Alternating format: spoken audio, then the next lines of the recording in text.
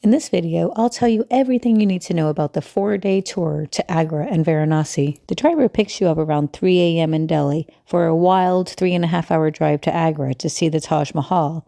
Once you arrive, there will be an English-speaking guide that'll take you around telling you the history.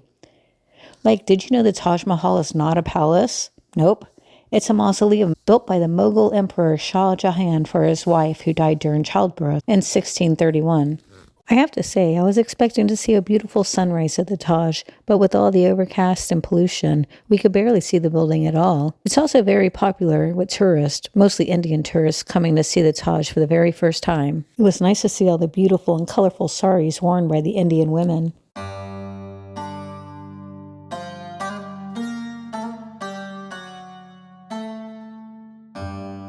Our next stop was Agra Fort, also known as Red Fort due to its construction with red sandstone. This fort was the main residence of the emperors of the Mughal dynasty. The Agra Fort and Taj Mahal are both UNESCO World Heritage Sites.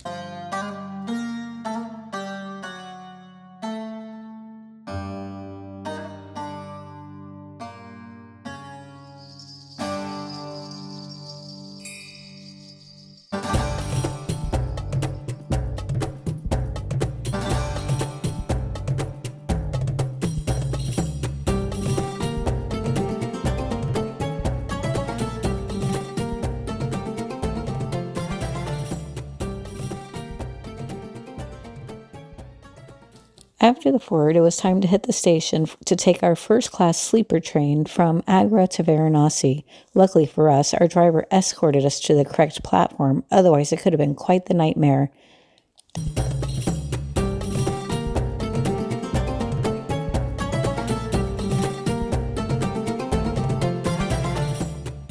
Thankfully, we had the first-class sleeper. As the train passed us, we could see into the windows of the third class, which was loaded with people and no AC. The room was comfortable, with bunk beds to sleep on. The only downfall was that we had to share a room with a couple of strangers, which would have been fine, but there were 3 of us, and instead of staying together, we were separated into different compartments. The scary part was that we weren't aware that the train station was not called Varanasi, so we were a bit panicked at first, making sure we got off on the correct spot. We had a driver waiting outside the train station with a sign with our names on it. We arrived at our hotel around 6 a.m., but since check-in wasn't until noon, we had a lot of time to kill. Luckily, the hotel had a rooftop restaurant where Lance and Dylan could hang out while I found some children to pass out goodies to.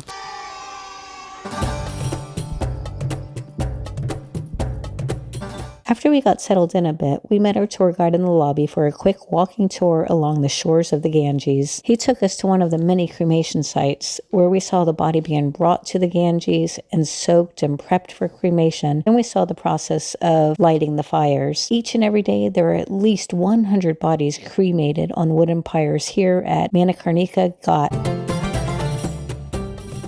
So why is this such a popular cremation site? Well, the Ganges River, or the Ganga, as the Indians call it, is worshipped as the goddess Ganga. In the Hindu religion, the water of the Ganga is considered sacred, and taking a dip in its holy waters can purify your soul and wash away your sins. Water has become a popular pilgrimage site for Hindus. Millions visit here every year to take a dip and immerse the ashes of their deceased loved ones, as it's believed it'll purify the soul and reach moksha, the freedom from the cycle of life and death. When the ashes of the deceased are placed in the Ganges River, it is believed that the dead will go straight to heaven. For this reason, people travel from all across India to place their loved ones' ashes here. After this quick walking tour, we had a couple more hours of free time before heading back out for a nighttime boat ride on the Ganges to see the evening Aarti. Unfortunately for us, we were mixed with a tour from Spain, so our guide only spoke Spanish. This boat adventure was complete mayhem. So many boats were on the water at the same time to see the Manikarnika Ghat cremation site at night as well as the evening Aarti. This was something that definitely should not be missed just for the experience alone. Boats lined up in layers and layers to witness the Aarti, which is a Hindu devotional ritual that involves a ceremonial waving of lit lamp or camphor flames in front of a deity. This is a way to express devotion and love to a deity and involves chanting and music.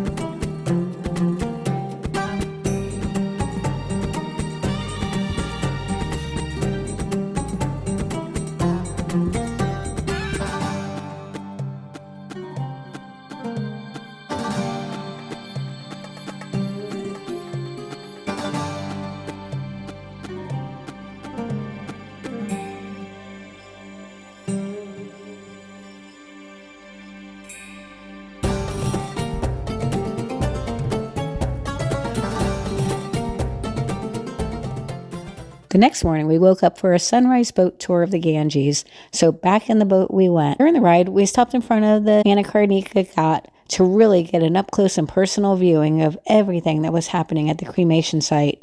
Dogs, goats, sheep, cows, and chickens were all here digging through the piles of trash for something to eat. We also passed by many people taking their morning baths and swimming in the Ganges.